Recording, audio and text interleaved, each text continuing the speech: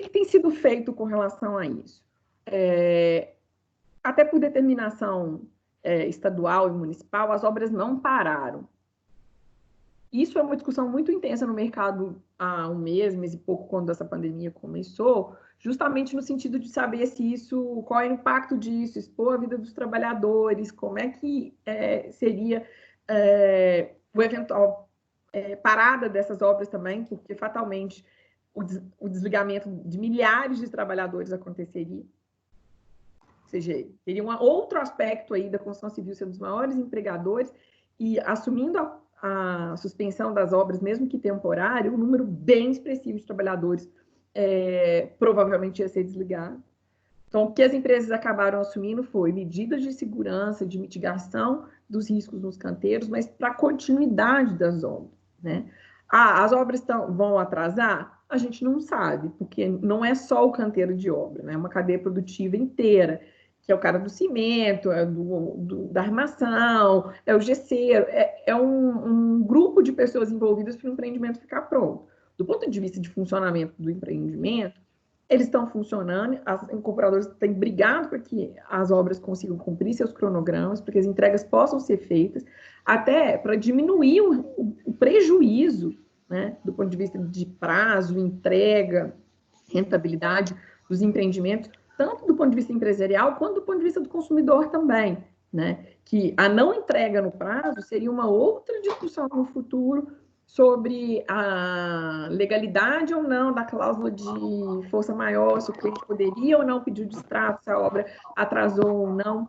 Então, até para evitar uma discussão futura, do ponto de vista de quem deu causa a uma eventual rescisão, as empresas têm mantido seus canteiros ativos, os escritórios não têm, está todo mundo em home office, quase todas as empresas estão em home office, mas do ponto de vista de canteiro de obra, de execução dos empreendimentos, as empresas têm mantido para tentar minimizar os impactos que essa pandemia tem provocado na economia, nos contratos e nas relações em geral.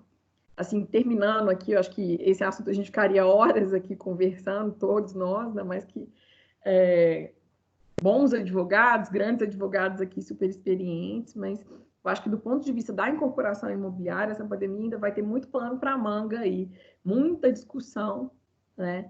Eu acho que é uma pena, uma dó, porque quando o mercado estava começando a se recuperar, começando a apresentar uma melhoria, acontece um evento como esse, aí em proporções muito agressivas, de impacto incalculável, vamos colocar assim, porque a gente não sabe, mesmo voltando às atividades, qual o período que a gente vai demorar para retomar a economia e conseguir restabelecer as condições que a gente tinha antes. Mas é isso, vamos enfrentar e vamos ver cenas do próximo capítulo. Lúcia, agradeço aí.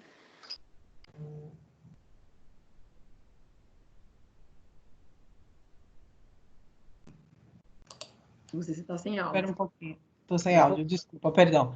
Não, eu que agradeço e voltando ao que eu estava comentando, aqui a sua visão foi muito interessante, porque foi num aspecto muito prático, que eu acho que é muito interessante isso, de nós podermos ter esse acesso e esse conhecimento de como está sendo feito isso na prática. Agora eu vou passar a palavra para a doutora Najara, que ela vai falar sobre o enfoque dos investidores. Doutora Najara, a palavra é com a senhora, por favor. Bom, boa noite primeiro para todo mundo. Obrigada, Priscila, aí pela introdução, né, do nosso tema em discussão hoje, né? Acho que o enfoque, quando a gente pensa para o lado do investidor e para o lado dos fundos, né? Porque esse é um outro lado que a gente tem que olhar quando a gente está analisando o impacto da pandemia, que não necessariamente está ligado ao adquirente do empreendimento, né? Então, seria mais um reflexo de como essa pandemia também está gerando para os investidores, pessoas físicas ou jurídicas, mas também para os fundos de investimento, e aí a gente está falando dos fundos que investem propriamente nos empreendimentos, né, os fundos de investimento imobiliário que a gente chama de tijolo, ou seja, que investe no empreendimento, como nos fundos que investem em papéis que são emitidos em razão da estruturação da operação imobiliária, né? Então, para esses fundos e, vamos assim, para os investidores em geral, claro que também houve um reflexo quando a gente analisa a questão não só da redução das aquisições e dos negócios em geral. Então, sim, a gente teve um reflexo de redução tanto do valor das cotas dos fundos, né, dos investimentos que foram feitos, como para o gestor daquele fundo, a gente tem um reflexo da necessidade de rever os gastos e a necessidade de repensar o fundo para que ele ultrapasse essa fase da pandemia, essa fase vamos dizer assim, da perturbação toda que a gente está passando, e ainda ao final ele consiga recompor a sua carteira, recompor todo o seu valor e entregar para os investidores o resultado inicialmente, vamos dizer assim, né, não prometido, porque não há essa figura, mas o inicialmente esperado. Pelo que eu verifiquei aqui nas notícias de mercado, os fundos até o começo, quase fim de março, eles já tinham perdido em torno de 32% a 35% do seu valor, o que é um impacto bastante expressivo, ainda mais se você considerar fundos que estavam numa fase de crescimento um pouco dos seus investimentos, como são os fundos de shopping center, por exemplo, e outros fundos que investem em empreendimentos de laje comerciais, né, laje corporativas, e esses imóveis todos, eles estavam numa fase...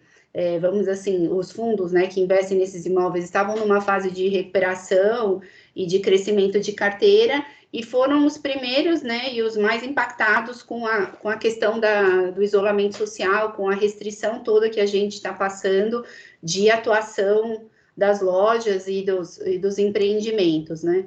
Então, nesse caso, a gente tem, sim, esse impacto muito forte que vai fazer com que o gestor do fundo, por exemplo, nem distribua dividendos nesse período e suspenda, vamos dizer assim, toda a distribuição que usualmente é feita mensalmente, apesar de não existir essa obrigação, que é semestral, né? Mas que ele não distribua nenhum tipo de dividendo no período e repense, a começar pelos custos básicos do empreendimento, por exemplo, condomínio, e outros custos que ele consegue repensar para que a gente supere esse período da fase da pandemia e dos principais reflexos financeiros, e com a retomada das atividades, né, do comércio como um todo, os ativos eles comecem a novamente recompor o seu valor.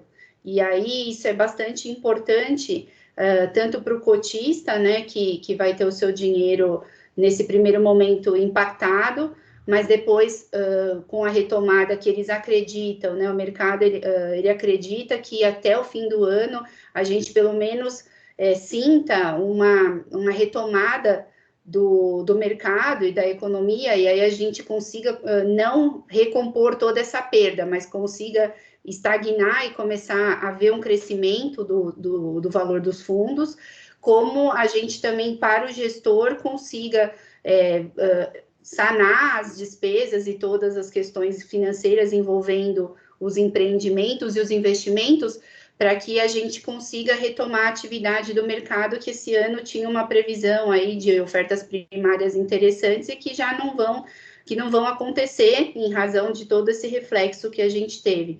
Então, lançamentos de empreendimentos, e a doutora Priscila também pode complementar, mas a gente teve um reflexo também dos investimentos de lançamento, porque ninguém vai fazer lançamento de empreendimento no período da pandemia, os clientes eles não estão se movimentando, mas a gente, por outro lado, tem, vamos dizer assim, nichos de mercado que estão experimentando um crescimento. Aí você vai falar, nossa, ou pelo menos não estão experimentando uma perda tão significativa, que é o mercado de fundos que investe em galpões, né?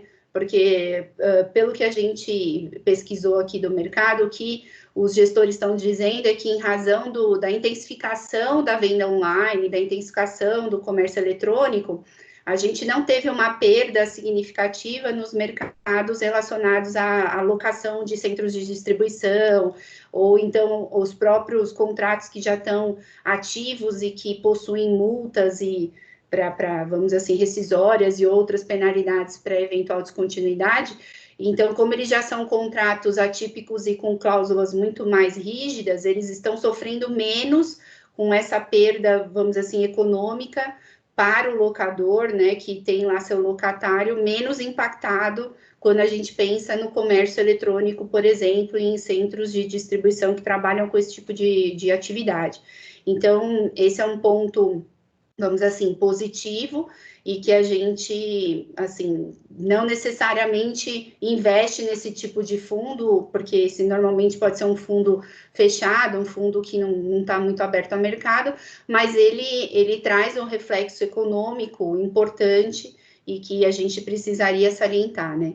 Com relação aos investidores, pessoas físicas, eu acho que entra um pouco naquela análise que a gente já tinha mencionado, que a doutora Priscila já mencionou, do caso a caso, né? Porque você tem o investidor que possui, por vezes, uma condição financeira diferenciada, que não necessariamente vamos dizer assim, se prejudicou tanto financeiramente com essa crise, mas, em geral, tem aquele investidor também, pessoa física, que tem alguns imóveis e que, inclusive, são fontes de renda das locações, ele possui uma fonte de renda para a vida dele, né, para a atividade dele, e aí sim essa pessoa vai estar bastante impactada, e aí pode ser o caso dela ter que negociar imóveis em que ela fez aquisição, e aí chegar para a incorporadora, renegociar um fluxo de pagamentos. Então, esse caso também tem que ser analisado no detalhe. Eu acho que a ideia sempre não é a busca pelo distrato, e esse não está sendo o primeiro, vamos dizer assim, o enfoque que o investidor está dando para a renegociação, né? No caso, ele vai tentar fazer uma diluição do fluxo, rever parcela, prorrogar parcela, mas o principal reflexo que a gente está vendo são as renegociações de fluxo de pagamento para esses investidores mais, vamos dizer assim, menos, não tão capitalizados quanto um fundo de investimento, por exemplo, que tem um outro fluxo financeiro e uma outra capacidade econômica, né? E, por fim, a gente até pode mencionar a questão dos fundos de shopping, né? Porque esses, sim, foram realmente bastante impactados, e a orientação que os especialistas têm passado é para aqueles que têm investimentos nesse tipo de fundo, que não faça agora a venda da cota ou se desfaça desse investimento, porque a ideia e o que o mercado espera é que a retomada, mesmo que lenta, ocorra, tanto de todos os mercados, inclusive o de shopping, que eles imaginam que vai correr entre 3 a 5 anos. Então, aquele que já tem um investimento, esse não seria o momento para se desfazer desse investimento, até porque você agravaria a situação do fundo nessa hora, né? Se ele for um fundo que permita a venda da cota nesse momento, para que não seja feito. E é para a gente tentar até, inclusive, reduzir esse impacto tanto da perda do cotista que adquiriu aquele ativo e hoje venderia ele por um valor muito inferior, como para o próprio fundo que perderia aí, vamos dizer, os seus cotistas nesse momento também tão complicado, né? Então, eu acho que para a parte do investidor e para a questão dos fundos, esses são os principais pontos que eu queria trazer para vocês, e, claro, depois a gente fica aberta para as perguntas e quaisquer outros esclarecimentos que os espectadores possam ter, né, nessa noite. Lúcia, acho que você está sem áudio de novo. Eu preciso aprender que tem que... Ativar antes. Tem que deixar ele... Mas obrigada, e o aspecto que você abordou é muito interessante, essa questão dos fundos, porque com eles vem a alavancada de valores, até para efeitos mesmo de levar efeito empreendimentos, e é um aspecto que a gente não tem visto muito ser debatido. Eu acho muito interessante, eu acho que nós vamos ter boas perguntas. E agora eu vou passar a palavra para a doutora Heloísa, que vai discorrer sobre a pandemia, sob o aspecto do comprador de unidades em construção. Doutora Heloísa, por favor. Boa noite a todos. Obrigada às meninas aí pela presença, por estar aqui junto comigo. Eu fiquei até um pouco assim tímida de falar com elas, porque só tem fera aqui, eu sou muito café com leite, mas vou tentar aí falar bastante coisa legal. Bom, eu acho que eu já queria deixar anotado aí uma pergunta para a doutora Narjara depois, porque eu queria saber um pouquinho sobre a questão dos fundos, relacionado como o tempo de resgate geralmente é D mais 30, D mais 40, como é que ficaria esse resgate, né? Porque se você resgata hoje, você não sabe como que vai estar daqui 40, 45 dias. Então, depois, se você puder falar um pouquinho.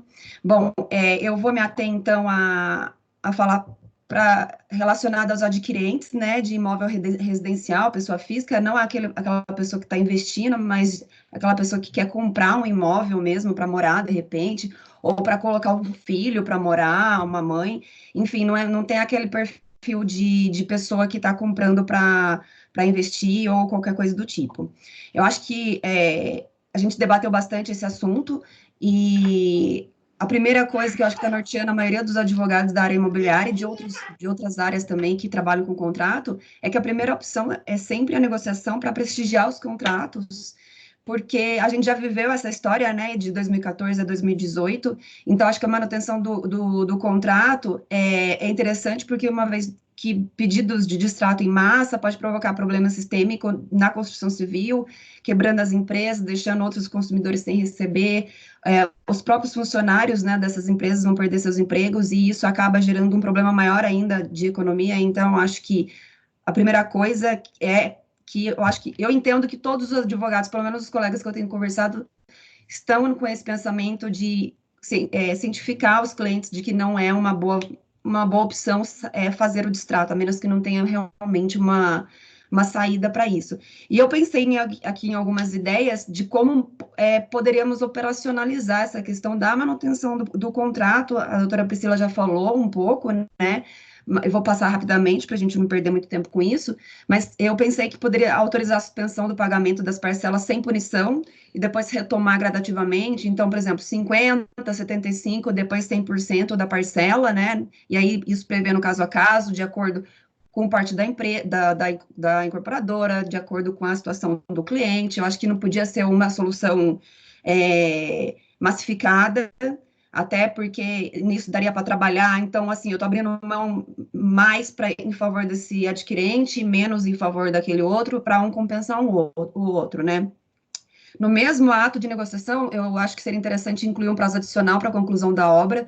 Então, assim, né, no mesmo ato de negociação, evitaria 2 litígios, um para evitar o distrato e outro para evitar uma indenização por atraso de obra, embora eu acredite que o judiciário vai aí abrir possibilidade de atraso de obra, desde que um pouco, não basta só alegar, né, do mesmo jeito que o consumidor não basta alegar que teve que a pandemia já é motivo por si só, ele tem que comprovar que foi afetado, né, efetivamente, na sua parte financeira. Eu acho que a incorporadora também teria que comprovar.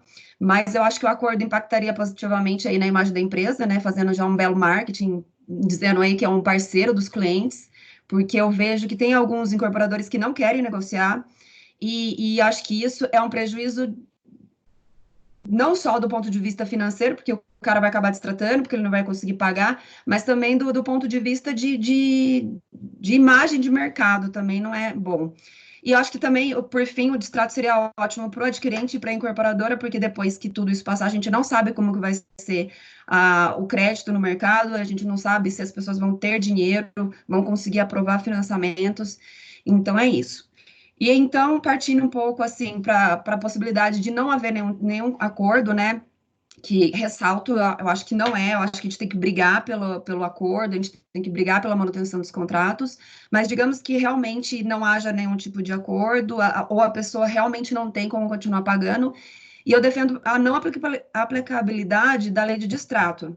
E aí, eu defendo a hipótese de recebimento de 90%, de 90% a 80% do valor, após 12 meses com correção monetária, sem juros, e porque pelo lado do adquirente vai perder menos e pelo lado da incorporadora não teria um decréscimo brutal de caixa nesse momento, prejudicando os outros adquirentes. E por que eu acho que a lei de distrato não deve ser aplicada nesse caso?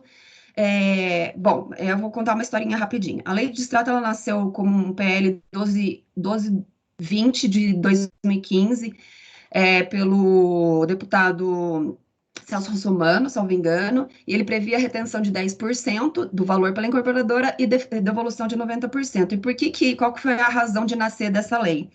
Foi porque os tribunais já estavam dando devolução de 10% a 20% para os adquirentes, mas algumas incorporadoras não aceitavam e ofereciam menos, e o que acabou acarretando muitos processos indo para o judiciário. Então, para evitar essa avalanche de litígios sendo levado para o judiciário, surgiu essa ideia de fazer uma lei onde se estabelecesse um percentual.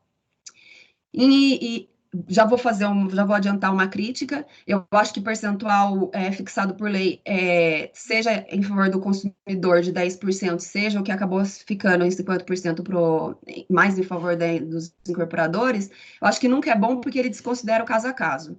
Então, assim, eu acho que a lei de distrato, se fosse aprovada como era no projeto de lei com retenção de 10%, não ia ser uma boa solução, do mesmo jeito que eu considero que essa solução de 50% quando há patrimônio de afetação também não é uma boa solução, porque não considera as particularidades do caso. Bom, foi proposto esse projeto de lei em 2015, e aí foi se debatendo naquela velocidade característica que a gente tem aqui para discutir leis. Em junho de 2018, houve uma proposta de emenda que, resumidamente, manteve esse percentual de retenção e... eu não vou falar das outras questões, estou falando mais do percentual de retenção mesmo. E aí, isso foi em junho de 2018. Em novembro de 2018, veio um substitutivo do Senado, e que veio prevendo retenção de 50% no caso de patrimônio de afetação e 25% quando não tivesse patrimônio de afetação. Isso já foi do meio de novembro para o final de novembro. O plenário da Câmara, aí voltou o projeto de lei para a Câmara aprovou no dia 5 de dezembro, 5, 6, 9, algo do tipo. No dia 28 ou 29 de dezembro, aí no apagar das luzes, a lei foi sancionada e foi promulgada, sem dar chance, nem sem dar muito tempo dos órgãos de defesa do consumidor e demais interessados se manifestassem. É claro que, assim, eu entendo que a Constituição Civil é responsável por muitos empregos, é responsável por parcela significativa da economia brasileira, e nós reconhecemos a importância, inclusive eu advogando nessa área, eu torço mais, assim, do que qualquer outra pessoa para que as incorporadoras vendam mesmo, para que os negócios aconteçam mesmo. Acho que não é interessante ficar entrando com distrato, não é desse jeito que eu entendo que o advogado imobiliarista ganhe dinheiro, é de outras formas muito melhores, mas, no entanto, eu considero que essa lei vinha num rumo por 3 anos, ou seja, de 2015 a 2018 ela vinha 10%, 10%, 10%. De repente, no final dos 46 do segundo tempo, pulou de 10 para 50, sem muita chance de defesa para o lado do consumidor, e foi uma alteração dentro ali do processo legislativo que prejudicou o consumidor. Então, eu já tenho aí minhas dúvidas se há alguma constitucionalidade na hora no processo legislativo, se ele é constitucional desse ponto de vista. Bom, certo, para mim, eu tenho que a lei foi alterada com dois motivos principais. Primeiro foi para proteger as incorporadoras, para evitar uma quebradeira geral, porque essa quebradeira traria muito prejuízo econômico, de desemprego e de uma série de outras coisas. Mas também foi um pouquinho de lobby de empresários, e a gente sabe como que funciona isso, não só no Brasil, em muitos outros casos, mas eu acho que foi injusto com os consumidores, o que acarretou aí uma onerosidade excessiva em muitos casos. Eu acho que a gente tem que separar aí aquele cara em 3 categorias de pessoas que pedem distrato. O cara que considera que não é mais interessante, porque, de repente, comprou por um valor e desvalorizou, então acho que esse cara não merece mesmo muita proteção, ele está sendo oportunista. Eu tenho aquele cara que ele não se planejou, ele foi no oba-oba, no stand de vendas e não se atentou exatamente. Eu acho que ele tem que ser um pouco protegido, porque às vezes também naquele afã naquela sedução que tem no stand de venda, ele acaba metendo o pé pelas mãos. E tem o cara que, assim, ele sabia o que ele queria, ele considerou todas as possibilidades e ele foi aí acometido por uma situação superveniente, que no caso a gente está falando da pandemia, mas podia ser, por exemplo, uma separação em que a parcela era paga pelos dois, ou qualquer outro tipo de situação. Então, não há aí uma falta de planejamento ou oportunismo, né? E o que eu considero é que essa lei ela é bastante injusta para aqueles que estão sendo acometidos aí por um problema financeiro, sendo que ele não quer se aproveitar da situação, porque quanto mais ele paga, mais ele é punido. Porque a partir do momento que ele sabe que ele vai perder 50% se tiver um patrimônio de afetação, ou 25% se não tiver, independente disso, ele fala assim, eu vou parar de pagar, porque já que eu vou perder, então para mim não vale a pena eu continuar pagando se eu não tiver aí uma forma de manter essa questão. Então, ele acaba perdendo aí metade do valor quitado, perde a comissão de corretagem e não fica com o imóvel. Então, assim, sem querer fazer... eu não quero atacar as incorporadoras, até porque eu acho que, assim, eu entendo... Depois, eu falei com a doutora Priscila, depois que eu entendi todo o processo de incorporação imobiliária, toda a linha do tempo, eu entendi que não é exatamente aí um bicho de 7 cabeças, que as incorporadoras não são aí o lado mal lado mal da força aí. Aí uma outra coisa que me veio à cabeça na época foi que, agora na hora que eu estava fazendo o estudo de caso, foi aqueles contratos que eram indexados por dólar, né, de leasing, e que teve revisão contratual. Eu faço aí uma comparação, porque foi mais ou menos isso que eu entendo que aconteceu, guardadas as proporções, né? Naquela situação, os contratos eram indexados por dólar, o dólar subiu muito e acabou gerando aí uma desproporção contratual, uma onerosidade excessiva, e eu acredito que, assim, tenha um pouco a ver essa situação, né, porque as pessoas agora, ou algumas perderam simplesmente os empregos, outras tiveram a redução muito grande na parte econômica, né, dos seus rendimentos, outras, por exemplo,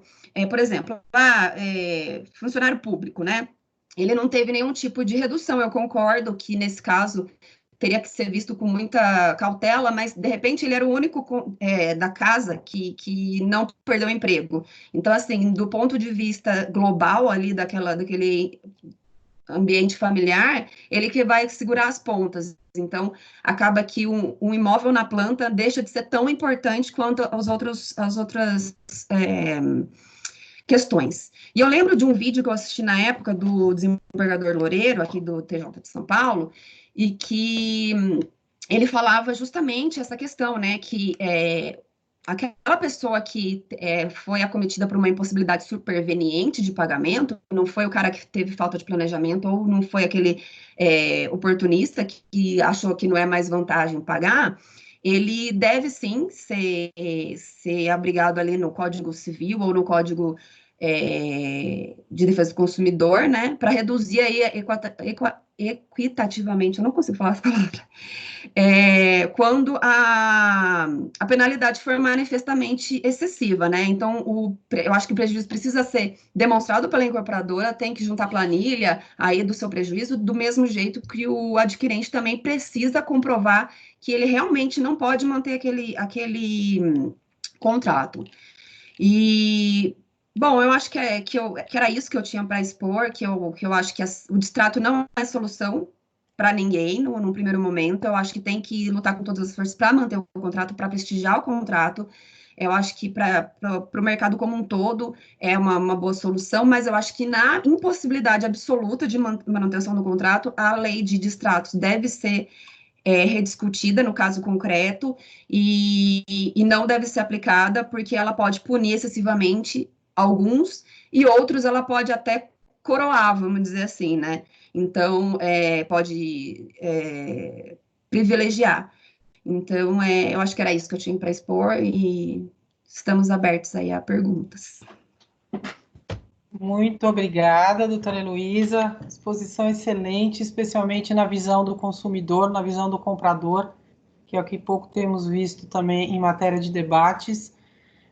Bom, agora nós vamos abrir as perguntas e eu gostaria só de fazer uma pergunta para as três que é uma questão, ouvindo as três conversando, me veio à cabeça agora, é com relação àqueles contratos que não foram firmados sob a égide da nossa lei do distrato. Aqueles contratos onde você tem a questão de valores a serem devolvidos, expressamente já definidos em contrato, que era uma devolução diferenciada. Qual é o entendimento de vocês em relação a isso? E depois eu vou abrir as perguntas, que nós temos já várias aqui no chat. Por favor, quem quiser responder, fique à vontade. Posso começar? Por favor. Tá. Eu acredito que seja a mesma resposta dos outros contratos. Eu acho que tem que analisar no caso a caso, para fazer aí uma forma mais justa de solução. Eu acho que não tem pacote pronto. Para esse cara vai ser tanto, para aquele cara, porque vamos imaginar aí que uma pessoa assinou o contrato um mês antes da pandemia, de acontecer tudo isso, né, do mercado fechar, vamos dizer assim, e comprou em janeiro, ele pagou uma parcela, 2 parcelas, e teve um outro cara que ele já estava há 2 anos pagando, então eu acho que não dá para você comparar, porque um pagou muito mais do que o outro, um pode ter sido muito mais afetado que o outro. A incorporadora, ela pode, de repente, ter tido um custo fixo com cada contrato, que para um vai significar mais do que para o outro. Então, eu acho que sempre vai ser caso a caso, com comprovação de prejuízo de parte a parte. Eu concordo plenamente com a Heloísa. Eu acho que, assim, fazendo só um corte, a lei do distrato é de dezembro de 2018, né? Então, só contratos de lá para cá, em tese, estariam sobre a égide da lei do distrato. Os tribunais já têm se pronunciado de que não entendem que a lei valeria para contratos firmados anteriormente. Uhum. A grande questão aqui é, de novo, fazer prova, né, da sua situação fática, sua perda de capacidade econômica, da impossibilidade de dar seguimento à construção. Vai dependendo da situação fática, infelizmente, ou felizmente, né, não sabemos ainda. Dona Najara, quer comentar alguma coisa? Não, acho que elas já abordaram exatamente a questão também, entendo da mesma forma. Acho que não tem uma resposta certa ou feita para essa situação, né? Então, a gente vai ter que analisar sempre o caso a caso e tentando. Ixi, travou. Eu acho que é a doutora Narjara que travou. Caiu um pouco. Bom, eu vou fazer o seguinte, então. Eu vou passar por uma pergunta do chat. Voltou. Voltei. Najara, você ficou um tempo... Quer concluir? Não, então, só concluindo, eu falei que eu concordo com a doutora Heloísa e com a doutora Priscila, e é exatamente isso, né? A manutenção do contrato e a renegociação, e antes do distrato, né? Que a gente tem que privilegiar sempre, mas se for o caso, é uma análise casuística mesmo, né? Tá ótimo. Bom, eu vou passar por uma pergunta que foi endereçada às 3 palestrantes, que é do Hilário Lula. Ele gostaria de saber o entendimento sobre contratos iniciais, ou seja, aqueles assinados recentemente, ao início da pandemia, e que a construção ainda será iniciada, e aqueles assinados há algum tempo que está em fase de entrega de chaves na dependência de financiamento. Eu acho que essa questão do financiamento é muito importante na hora do repasse, né? Nós estamos pensando aí, às vezes, em o distrato, o contrato, mas eu acho que é muito interessante essa questão de empreendimentos que eles estão, assim, para entregar em vias de, ou se já não deveria ter sido, até como que seria esse acerto, esse ajuste, especialmente que muitas vezes as chaves estão vinculadas, né, ao pagamento ou ao repasse, a tal parcela de chaves e repasse do financiamento. Como que seria isso, né? Que ideia que nós teríamos a respeito disso?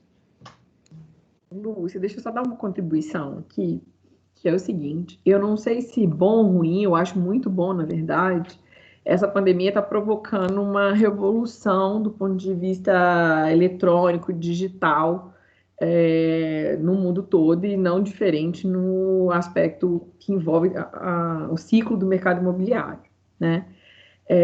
Recentemente, deve ter 3 semanas, a gente lá na consultora obteve um habite mesmo na pandemia, conseguimos tirar um habite. Os cartórios de registro de imóveis estão aceitando vários, né? A assinatura eletrônica, né? Com certificado do ICP. A gente assinou a convenção de condomínio e requerimento por meio eletrônico, enviou todo o processo eletronicamente, ou seja, o condomínio foi instituído, as matrículas foram abertas só por meio eletrônico. E, na outra ponta, tendo um movimento enorme, e aí quem convive muito com cartório, tem participado de fóruns ligados a notarial registral, que a Arisp tem participado, os bancos têm feito um movimento muito expressivo de continuar emitindo os contratos e continuar com as operações, mesmo nesse momento de pandemia. Então, não sei se a Caixa está fazendo um piloto com a Tenda, se eu não me engano, ou com o MRV, de tentar alguém digitalizar numa plataforma, a pessoa que digitalizar, ela certifica que aquele documento bate com o original e ela envia para o cartório. A Arisp está tentando fazer essa intermediação também para que a Arisp tenha essa plataforma.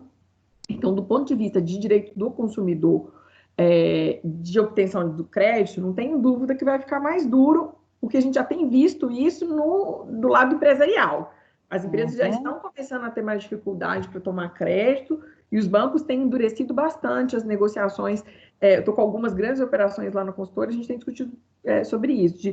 Os bancos já têm sentido aí um temor e pedindo outras garantias, quando você está falando de contratos de pessoa jurídica, mas nos contratos de pessoa física, há um movimento muito forte aí, Hilário, dos bancos continuarem viabilizando essa obtenção de crédito, de aceitar essas assinaturas por meio eletrônico, de aceitar os mecanismos de registro. Então, não sei se a gente está preparado para isso ainda. Acho que só esse tema de contratos eletrônicos, aí a gente teria horas aqui de discussão. Já tem ocorrido vários fóruns diferentes envolvendo esse assunto, mas acho que tem uma diferença aí entre esses contratos que estão terminando, vamos falar assim, para esses contratos mais recentes, porque o contrato que está terminando, o cliente tem um prejuízo ali no nariz dele, né, batendo já, porque ele está prestes a pegar a chave, prestes a fazer o financiamento, e o cliente que acabou de comprar ainda tem uma pista grande aí para a consultora eventualmente recuperar período de perda de obra,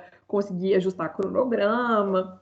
Mas a boa notícia é que está entrando um movimento muito profundo, assim, bem expressivo, de várias entidades diferentes para tentar viabilizar, principalmente no que se refere à questão do financiamento, isso vir para o meio eletrônico e os clientes não terem tanto prejuízo, tá?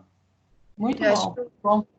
Eu acho que o grande risco, né, Priscila, nesse momento é a pessoa que está indo para o repasse, né, já tinha, vamos dizer assim, um crédito aprovado, perder a fonte de renda, né? Daí sim a gente tem o que você falou, o dano está iminente para ela, porque ela estava com tudo organizado, o empreendimento pronto, estava para assinar contrato, e aí naquele momento ela não consegue mais comprovar a renda, perdeu o emprego, não tem mais capacidade financeira para fazer o repasse. Esse acho que é o principal prejuízo que vai ser experimentado nesse momento, porque o meio para formalizar os contratos, eu acho que todos estão tentando trabalhar da melhor forma para superar, seja eletronicamente, seja aqueles que não têm condição, né, de partir para uma plataforma eletrônica, mandando por portador, assim, as pessoas estão dando um jeito de fazerem as coisas acontecerem. Acho que o grande impedimento vai residir exatamente na perda da capacidade financeira, e esse é um ponto que até as incorporadoras, né, quando começarem a verificar no momento do repasse que aquele cliente em específico não tem mais condição de repassar, aí a gente volta de novo para o assunto que a doutora Heloísa estava mencionando, né? Então, o quanto esse cliente que foi afetado, assim, totalmente sem culpa nenhuma, né, vamos dizer assim, com essa questão financeira, perder a capacidade financeira do repasse, ele vai sofrer eventualmente um distrato com uma penalidade tão... Né, no caso, como é um contrato antigo, provavelmente não vai ser um contrato sobre a nova lei, mas ele vai ter uma penalidade em razão do eventual distrato, né? Então, é bastante preocupante a situação desse cliente também, né? Você tem toda a razão. E aí nós temos um detalhe aí, que nós temos também não só a perda do emprego, mas a gente pode ter também aquela questão da redução temporária, né? Sim. Então, ele pode ter um acordo onde ele, por 3 meses, ele tem essa redução temporária, e isso impactaria no repasse no primeiro momento, mas daqui a 3 meses ele teria de volta a sua renda, né? Então, como será que ficaria isso? Como será que os bancos encarariam? E, obviamente, um distrato a essa altura, em vias de receber a chave, não é interessante para ninguém, né? Como será que talvez um acordo com as incorporadoras de postergar essa parcela, e aí, obviamente, ele não é emitido na posse, etc. e tal, né? Acho que também tem esse lado, né? Infelizmente, Lúcia, a gente vai ter que sentar na mesa e conversar para achar uma solução aí do ponto de vista negocial que seja menos sofrida para todo mundo, porque obviamente ninguém tem experiência do ponto de vista jurisprudencial desse assunto, porque a gente nunca passou por uma pandemia e por uma situação tão grave como essa, ou seja, qualquer coisa que a gente tenha no Brasil não se assemelha, no meu entendimento, que a gente está passando agora. É uma situação endêmica, vale para todo mundo, né? Impacto mundial, na verdade. E, infelizmente, algumas soluções vão ter que aparecer. Você vai ficar inadimplente 3 meses, eu vou ficar 3 meses sem te entregar a chave, mas seu salário vai voltar daqui 3 meses, você me paga, mas o condomínio IPTU fica com você nesse período. Então, algumas soluções nesse sentido vão ter que acabar sendo criadas, não tem muito jeito.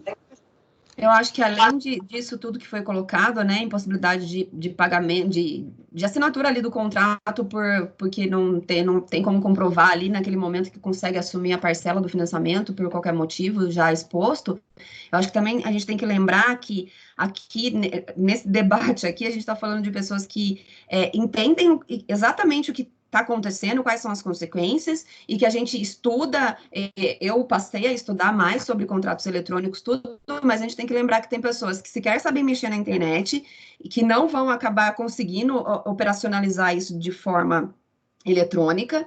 Tem aquelas pessoas que eventualmente estão doentes, ou alguém da sua família está doente, ou está numa área de muito risco, não quer sair de casa. Então, acho que assim, tem outras variáveis que vão ter que ser conversadas e aí consideradas, porque é o caso a caso exatamente, não tem como. E na pergunta do Hilário, eu não entendi exatamente, seriam contratos assinados já no começo da pandemia, já sabendo de tudo isso que está acontecendo? Lúcia, não tá te... Sem áudio. Você consegue abrir o Hilário, que ele mesmo faz a pergunta? Será que o Hilário não quer perguntar direto? Bom, obrigado aí pela questão.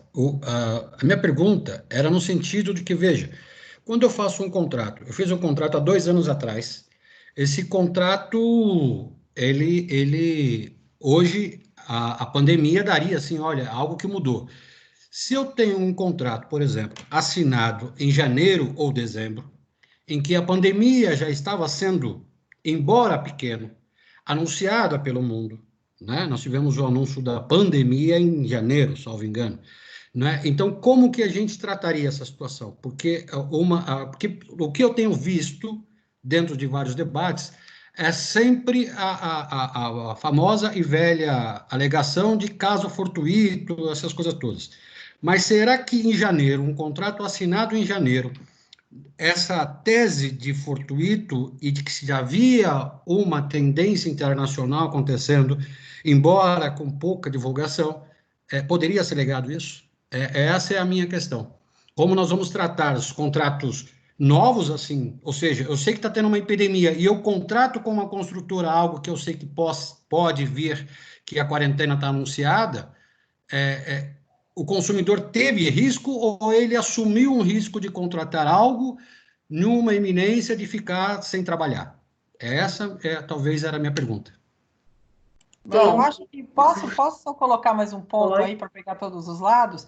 A incorporadora também assumiu esse risco, então, quando ela continua participando de venda. Vamos lá, agora vamos às respostas. Salvo engano, a pandemia foi declarada pela OMS posso estar errada, mas acho que foi 20 de março, algo do tipo, foi em Foi março. Foi Foi em março. E Acabei eu de acho olhar que no- assim, eu acho que contratos assinados em dezembro, janeiro e fevereiro não tem nem o que discutir, tá fora de questão de dizer que tinha alguém assumindo o risco, tanto na minha visão, incorporadora ou adquirente, porque estava todo mundo pulando carnaval, não tinha ninguém, a televisão não falava nada, alertando, a gente estava achando que era algo que estava lá na China, lá acontecendo. Eu pessoalmente, fui começar a me tocar mais da gravidade da situação no fim de fevereiro, começo de março, de uma prima minha que mora em Milão. Ela falou assim que lá na Itália eles começaram a se tocar de que a coisa era grave. 10 de março, mais ou menos, porque até então os próprios governantes de lá estavam falando que estava tudo bem, estava tudo controlado. Então, assim, até a declaração oficial do OMS, eu considero que não tem como, porque a gente não estava realmente ciente, nem os vendedores, nem o comprador, do que estava acontecendo. Agora, após declaração aí de pandemia, após fechamento, decreto para ter isolamento social e tal, se mesmo assim o cara assumiu o risco de comprar, ele já sabia como que a situação dele ia ficar, ou o risco que ele estava correndo de assumir um contrato agora. Então, ou seja, não teria mais o elemento surpresa, não teria nenhuma situação superveniente a justificar qualquer tipo de onerosidade excessiva ou a qualquer coisa que vá aliviar para ele ali no contrato. Então, eu acho que, assim, para os dois lados, não teria aí o que dizer, eu não sabia que, do lado da incorporadora, imagino eu, que também não dá para alegar vai atrasar por causa da pandemia, mas você já me vendeu no momento em que isso estava posto, então porque no seu próprio contrato você já não alargou o prazo. Então, essa é a minha visão. Se não tem fator surpresa, não tem o que se falar em qualquer tipo de proteção ou discussão de alargamento de prazo ou suspensão de parcela, enfim. Alguém mais quer falar? Posso passar para uma próxima? Pode ir para a próxima. Tá, nós temos uma pergunta aqui do Mark Stalder. A primeira é indagando se nós concordamos que a negociação é a única saída para a manutenção dos contratos, em razão da solução jurídica de término de contrato. Eu acho que isso ficou bem claro, né? Eu acho que isso está uma grande maioria, né? E ele faz uma pergunta também aqui diretamente para a Priscila. Se força maior é excludente de responsabilidade e se o evento gerar atraso de obra, caberia ao comprador resolver o contrato por inadimplemento da incorporadora, mas as penalidades pelo inadimplemento seriam afastadas pelo caso fortuito. Eu acho que cabe a pergunta para todos também, né? Mark, no final do dia, o que eu acho que vai acabar acontecendo numa situação como essa, né? Eu estava brincando com umas amigas advogados recentemente sobre esse assunto. Aquela história do pau que dá em Chico, dá em Francisco, né? Se a incorporadora alegar que ela não está entregando em função da pandemia, o cliente vai alegar que ele também não quer o contrato e aí vai ficar uma discussão de o ovo ou a galinha. E, infelizmente, é isso que a gente vai acabar tendo que discutir. Acho que as consultoras vão até conseguir comprovar que não houve culpa no eventual atraso, tá? Num eventual atraso, elas fazendo um diário de obra decente, comprovando a dificuldade de recebimento de insumos, toda a matéria probatória, né, e vá além da situação óbvia da pandemia, acho que a incorporadora vai conseguir comprovar que não houve culpa e que não haveria a necessidade de devolução integral do valor. E que esse pedido de rescisão está vindo do cliente e ele que deveria ser punido, vamos falar assim, nas regras do distrato, e aí assumir que o contrato foi assinado de dezembro de 18 para cá. No fundo, não sei se o judiciário sustenta essa tese. E aí a pergunta é, iríamos para qual tese? Porque juridicamente também, qual era a situação que a gente tinha no passado? Ou era culpa da incorporadora, no muitos dos casos por atraso de entrega, e aí o dinheiro era 100% devolvido, não tinha que discutir, ou o cliente simplesmente não queria, e o judiciário pouco se importava se o motivo do cliente era nobre ou não, mas não queria, recebia o dinheiro dele com uma retenção.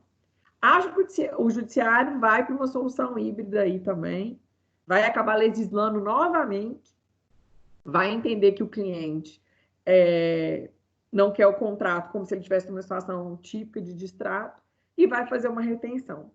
Só não acho que vai ser de 50% conforme a lei, porque ele vai entender que aí a pandemia também se aplica ao cliente, que seria oneroso demais para o cliente. Isso aqui é futurologia, tá, Marcos? Se me perguntar, do ponto de vista prático, eu acho que é isso que vai acontecer. Do ponto de vista técnico, eu acho que não há como comprovar a culpabilidade da incorporadora aqui se ela tiver com todos os registros, a comprovação que houve a boa-fé, a tentativa de terminar a obra e que houve um atraso por impossibilidade. E aí já assumiram 180 dias que eu acho que já estão pacificados, tanto na jurisprudência quanto na própria lei de distrato, né? E que ela tentou fazer a entrega no prazo, mas ela não conseguiu. Por mais que ela comprove que não houve culpa no atraso, eu duvido que ela vai conseguir fazer a retenção nos termos da lei, infelizmente. Não sei se as meninas têm alguma posição divergente da minha aí. Luciana, posso fazer uma pergunta? Não só pode, como deve, por favor.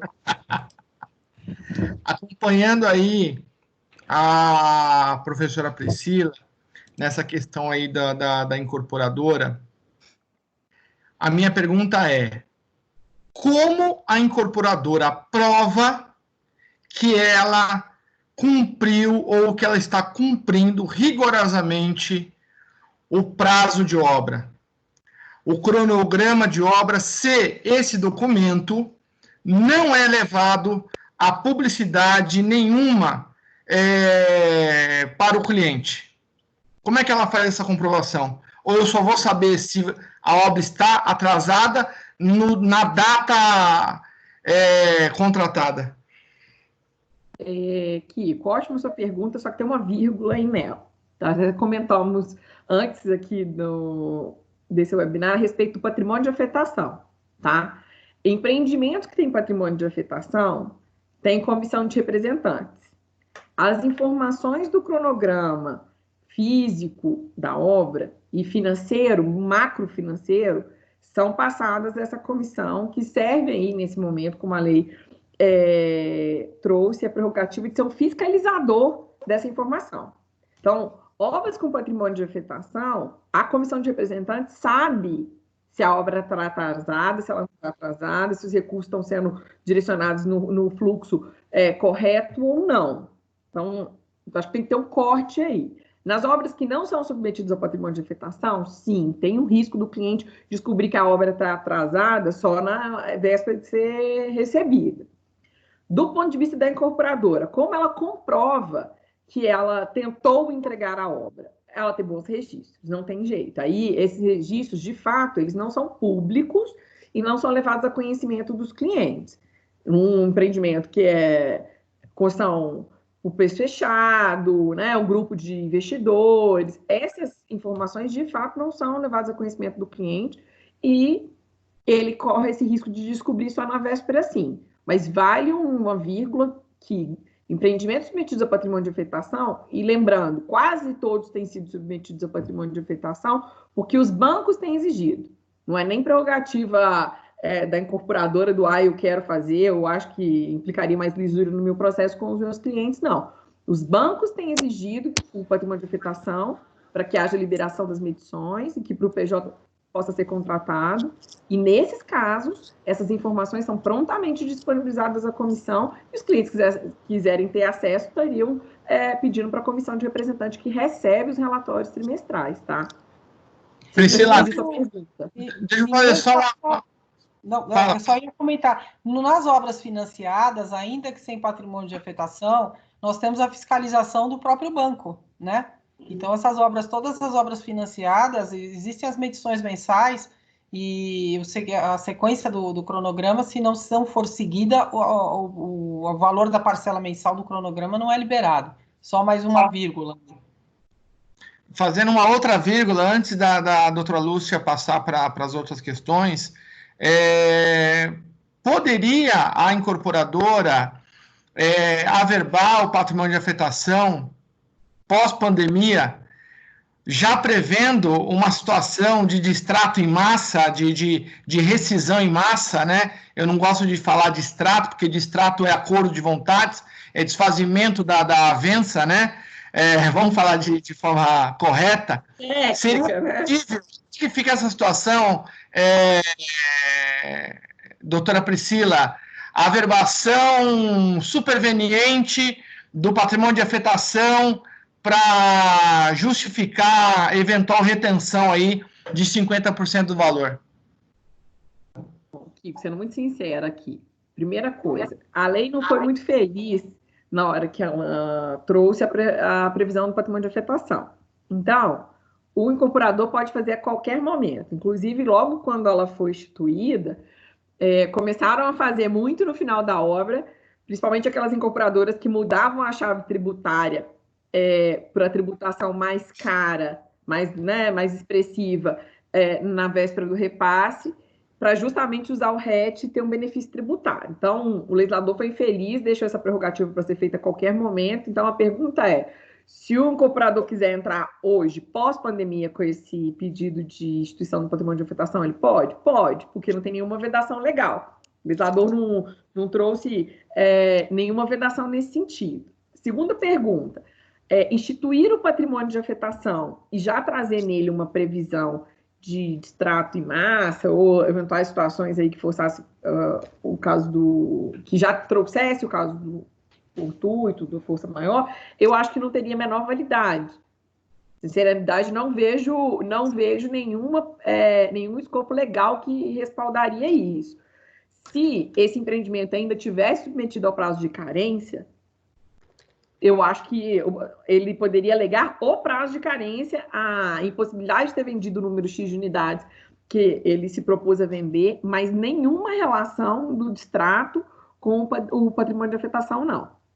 Não vejo. Não sei se as outras colegas aí conseguem correlacionar alguma coisa, mas não muda nada no meu entendimento.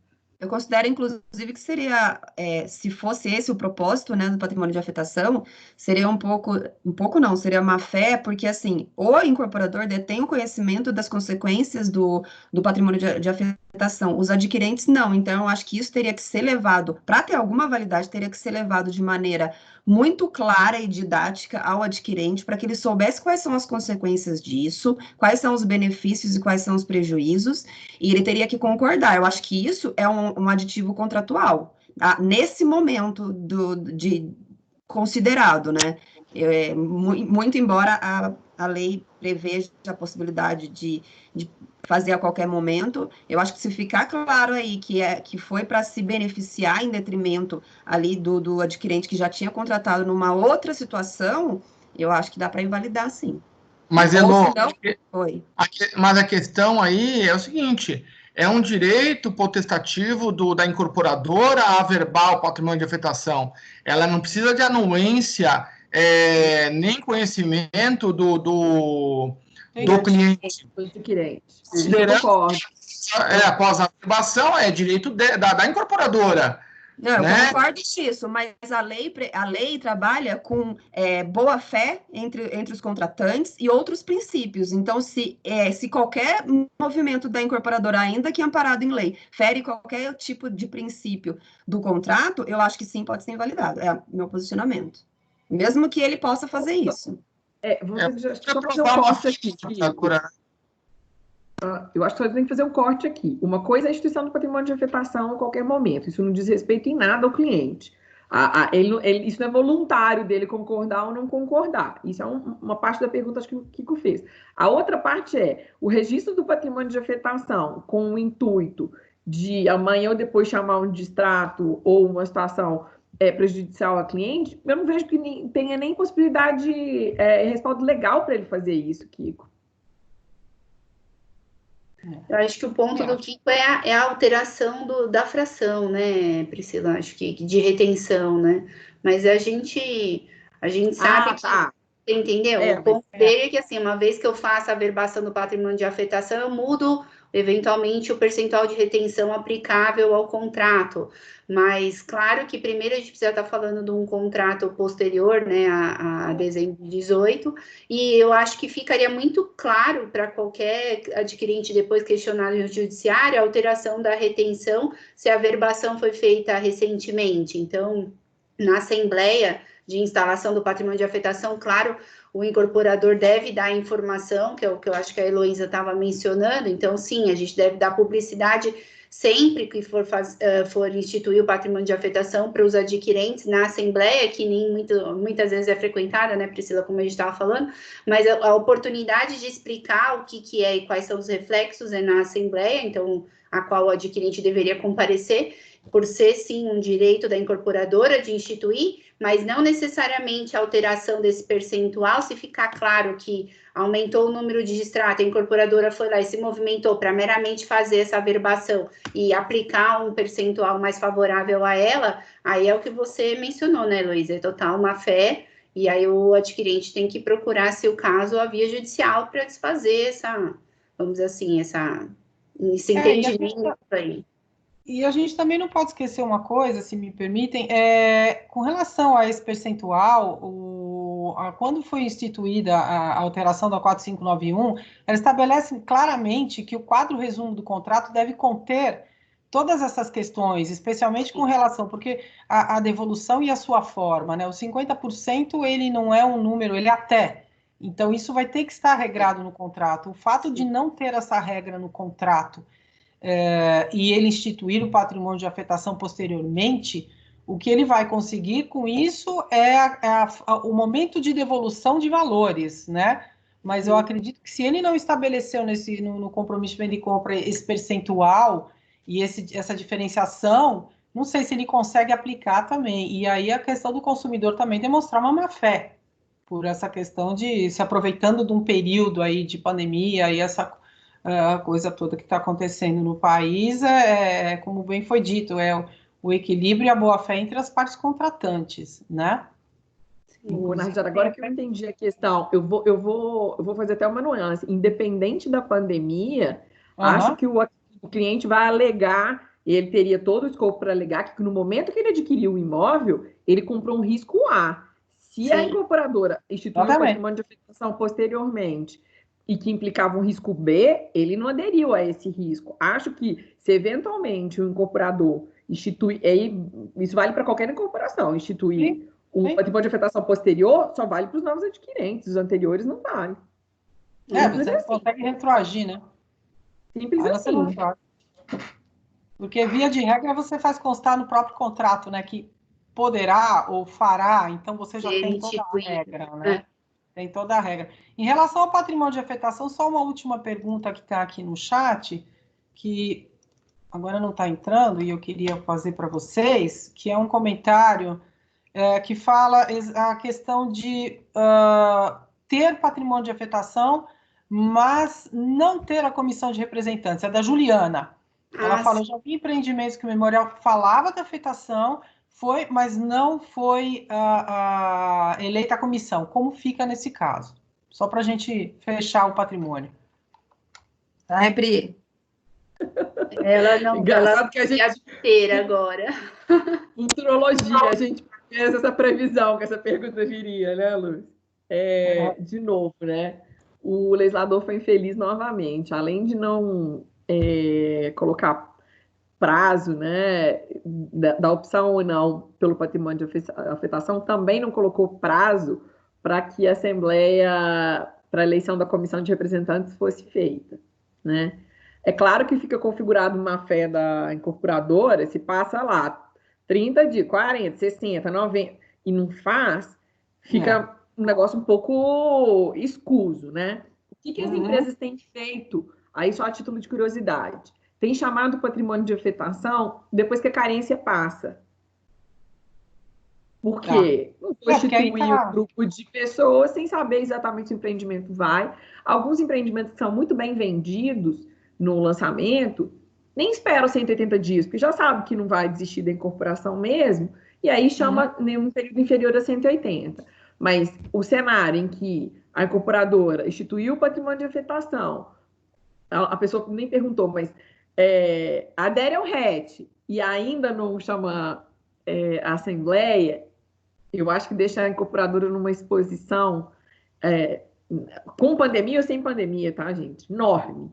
Até tributária, né, Priscila? Porque pode ter questionado até a questão da aplicabilidade do RET, né? Então, Não, ela vai ficar bastante vulnerável em diversos aspectos, em relação aos adquirentes e tudo mais, né?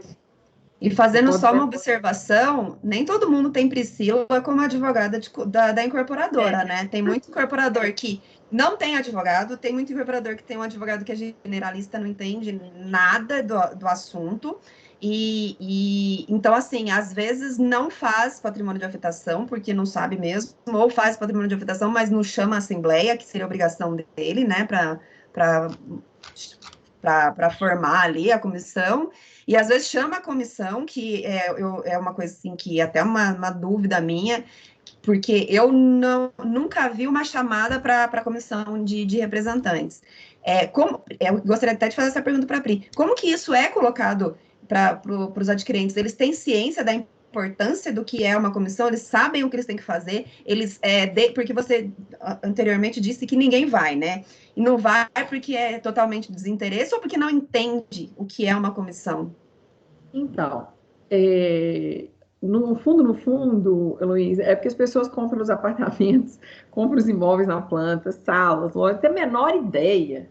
Grande verdade é essa, não tem a menor ideia do fluxo, do que acontece, que começa, isso vem depois daquilo. Essa que é a grande verdade, assim, né? Aí até fazendo um desabafo, eu fico pistola da vida, porque o cliente vai lá, compra o apartamento, mas tem coragem de contratar um advogado para poder auxiliar na análise do contrato e tirar as dúvidas dele, né? Para que se já tem assessoria jurídica no estande? Aham.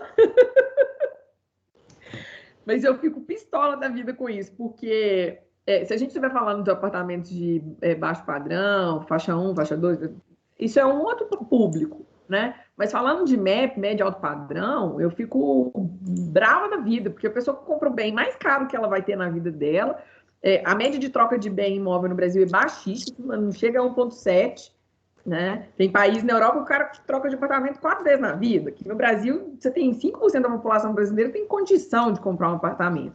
Mas contratar o advogado para poder ajudar a entender o contrato, né? Mas pular essa parte aqui, só o desabafo. Mas, efeito prático, o que acontece? Você chama um cliente para a Assembleia de Afetação, ele não tem a menor ideia do que é. Tanto que na Assembleia de Afetação, a gente faz um vídeo para explicar para o cliente o que é a Assembleia, o que ele tem que fazer, o que ele pode fazer. O que tem facilitado um pouco a vida das empresas, e isso tem acontecido lá na consultora com frequência, que a gente tem feito essas assembleias virtuais.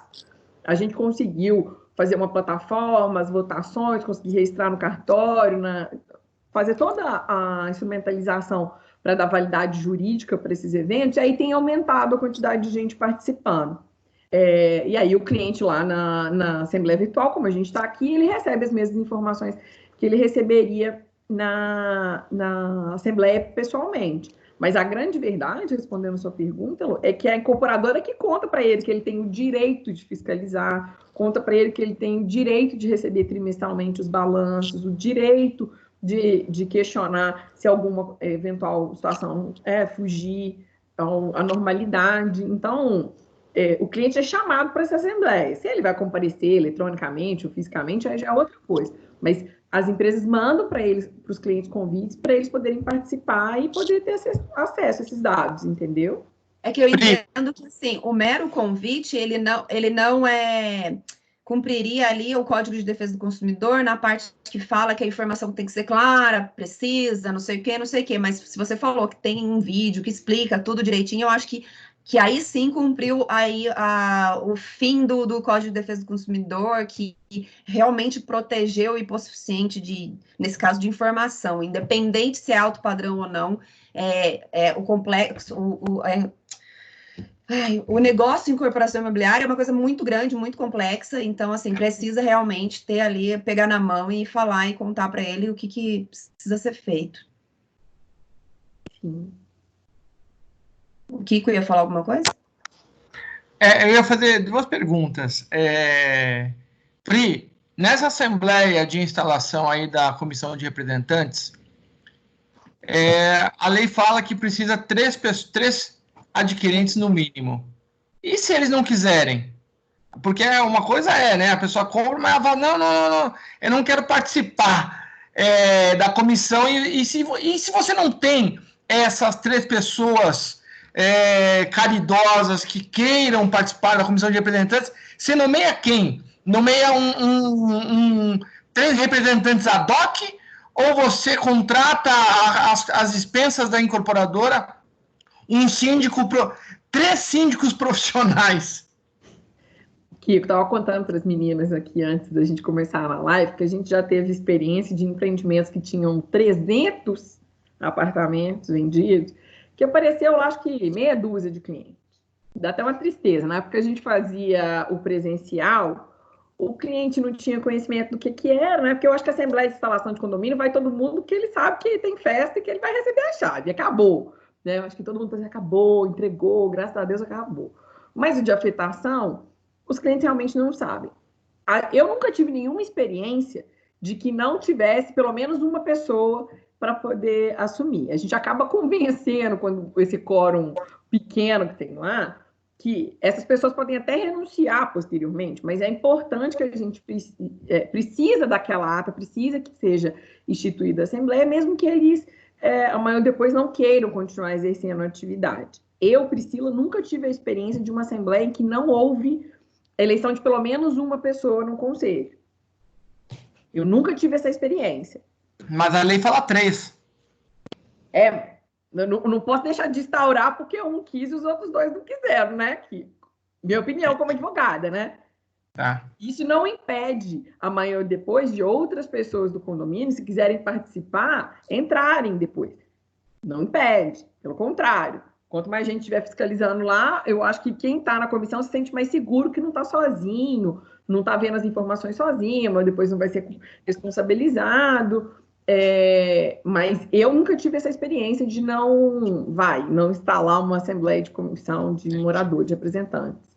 Tá bom. Ô, Pri, mas é obrigação da comissão cientificar os demais adquirentes ou é obrigação dos adquirentes procurar informação? Não entendi. Certificar os outros adquirentes de quê?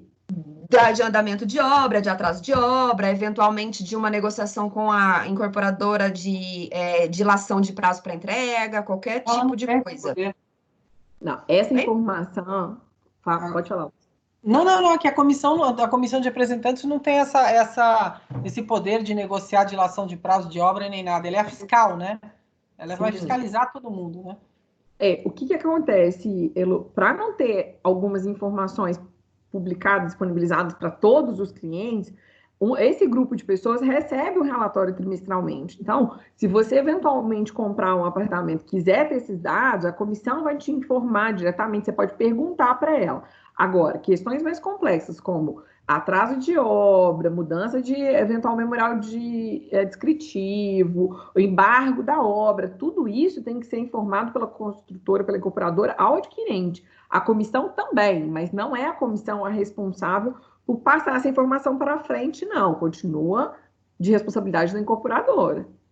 Tá, então, assim, qualquer informação que a comissão receba, ela não assume a obrigação de criar, de repente, um e-mail para cientificar os demais, os interessados que a procurem. Exatamente. Ela poderia porque ela é a fiscal, né? Então, ela está ali, mas não necessariamente, porque muitas vezes, né, é o que a Priscila falou, muitas vezes eles nem querem ser membros da comissão, né? Quanto mais ter que notificar os demais. É que eu acho que seria um ônus muito grande você ser responsável por certificar, de repente, aí 300 unidades do que está acontecendo.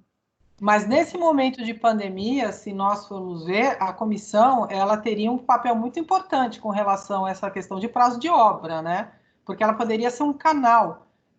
Não digo ela ter que comunicar ou conversar, mas ela poderia ser um aliado, vamos dizer assim, do incorporador, ao passo que ela está a par e está acompanhando e está verificando. Eu acho que a comissão pode assumir um papel muito mais importante do que fiscalizar, que é importante, mas também de eventualmente ser um canal entre condôminos e incorporadora, até por ter conhecimento do andamento de como estão as obras. Não sei se vocês concordam. Concordo. Eu acho que falta um pouco de educação no sentido, não de falta de educação, de grosseria. Falta educação mesmo, de informação para aquele cliente no stand de vendas, um pouco mais de entender o contrato e também de entender exatamente o que é a comissão, o que é o patrimônio de afetação. Eu bato nessa tecla porque eu vejo assim que no mercado jurídico de advogados, muitas pessoas não entendem. Eu tenho trocentas dúvidas. Quem dirá querer que um leigo que não entende nada consiga entender a importância da comissão, enfim, não entende nem a importância de ir na reunião de condomínio depois que recebeu a chave. Eu vou aproveitar, então, bom, a gente já está no adiantado da obra, eu vou fazer uma pergunta que eu fiquei curiosa. Como estão sendo feitas as vistorias em tempos de pandemia? Eu preciso receber as chaves da minha unidade. Como faço a vistoria do meu apartamento? Olha, a gente acabou de entregar o empreendimento. A gente tem feito a vistoria física mesmo, mas com cautela, gel, distanciamento, porque teve um cliente que queria fazer virtual. Teve um que queria fazer virtual e falou assim, eu sou investidor, não estou ligando, não. Eu falei, meu amigo, vício aparente, né? O vídeo tá quebrado, tem que ver, né? Mas a gente tem feito, mas com cautela, com as cautelas que a gente sabe que precisa ter, as orientações dos órgãos de saúde, mas não tem muito jeito, tem que ir lá, né? Priscila, eventualmente, se a pessoa não puder comparecer porque está doente, qualquer problema, assim, justificável, não porque não quer ir. Vocês estão postergando a vistoria? Então, vou ser muito sincera, eu não sei, deve estar. Não chegou para mim nenhuma situação em que o cliente não podia ir, porque, por exemplo, estava doente ou era grupo de risco. Não chegou para mim nenhuma informação nesse sentido. Mas, assim, no empreendimento que tem... Esse empreendimento, por exemplo, deve ter umas 200 e poucas unidades. Então, até todo mundo ir fazendo essas vistorias demora, né? Tem um fluxo aí de andares e de pessoas disponíveis para fazer. Acho que esse cliente deve estar sendo colocado no final da fila, entendeu? Se ele falar, eu não posso ir agora, tá bom, a gente remarca para daqui 15 dias, 20 dias. É o que me parece fazer sentido que a área de cliente deve estar adotando como princípio, tá? Tá, legal. Muito bem. Bom, 9h36, eu acho que podemos dar por encerrado? Sim. Então, tá bom. Gostaria imensamente de agradecer. Eu vou passar a cada uma para as considerações finais, mas desde já eu agradeço muito. Para mim foi uma honra, um prazer, um bate-papo super gostoso.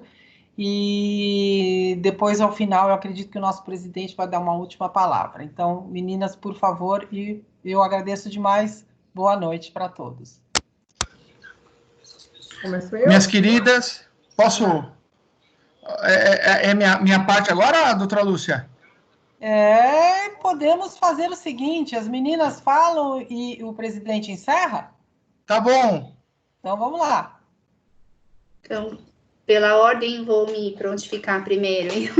Então, eu queria agradecer a participação aí na nossa conversa, foi muito interessante. Acho que, de fato, a parte da incorporadora é a que suscita mais dúvidas, né? E a gente acaba se aprofundando no tema, que é muito interessante, e foi muito bom, Priscila, a participação, e a interação com a Heloísa também. Então, muito obrigada, doutora Lúcia, e boa noite para todos. Bom, eu queria agradecer também. Eu quero pedir desculpa, porque às vezes eu dou umas atravessadas, mas é que eu nasci de 8 meses e eu sou ansiosa. Então, sem sair de casa, então, a hora que eu vejo o rosto de alguém, eu quero falar. Mas eu queria agradecer. O bate-papo foi muito gostoso e agradecer a oportunidade de estar aqui na academia, que mora no meu coração. Pessoal, Priscila? foi ótimo. Posso? Pode. Pessoal, super agradeço, foi ótimo bate-papo. Acho que a gente está aqui entre amigos conversando sobre um assunto tão delicado que acho que todos nós estamos passando, mas de uma maneira técnica também, né? Sem ser formal demais, mas de uma maneira a entender quais são os próximos passos. Super agradeço o convite, fico super lisonjeado. Um prazer dividir aí um pouco da noite com essas meninas. Obrigada, viu? Meus caros, minhas queridas, né? Agradeço a presença de todas, agradeço a presença de todo o pessoal que está assistindo a essa palestra maravilhosa de vocês. E eu vou transmitir agora a palavra de encerramento ao nosso querido vice-presidente, Dr. Mauro Rocha, que ficou quieto, né? Ficou em silêncio, observando o nosso encontro. Como academia, eu só penso e tenho a certeza que esses encontros vão somando, né, pontos para nós no seguinte sentido: a academia é para divulgar conhecimento. E hoje eu aprendi algumas coisas interessantes sobre incorporação, tema que a gente estuda há muitos anos, faz na prática, leciona sobre esse assunto e sempre tem algo a agregar, né? Muito obrigado mais uma vez a vocês, até o próximo evento. Maurão, fica com você o encerramento. Obrigado, Chico Naga. Bem, eu gostaria apenas de agradecer a todas as 4 meninas, senhoras, advogadas, né? Profissionais do direito que compareceram e debateram muito bem todos esses assuntos. Eu só gostaria de ressaltar que faltou para a Heloísa perguntar às demais o que justifica essa diferença de percentual de retenção entre a incorporação comum e a incorporação com patrimônio de afetação, não é? Que, no meu modo de ver, não tem absolutamente nenhuma diferença entre uma e outra e prejudica, digamos assim, entre aspas, o comprador que não contratou nenhum tipo de afetação, que não tem nada a ver com isso, é uma questão interna da incorporadora. Faltou esse esclarecimento, tá? De resto, perfeito.